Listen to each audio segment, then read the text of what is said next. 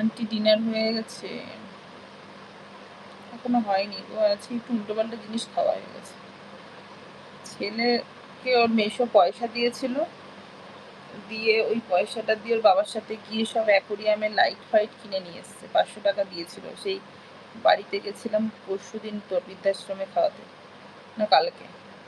যে ওই মেসোর ওই টাকাটা যতগুলো খরচা করতে পারছিল শান্তি পাচ্ছিল না, তো অ্যাকোরিয়ামের ঢাকনা লাইট ফাইট কিনে 100 টাকা বেঁচেছে। আর এখানে সন্ধ্যাবেলা ফুচকা লাগাচ্ছে, ফুচকা খেয়েছে। ফুচকা খাওয়ার পরে যেই টাকাটা বেঁচেছে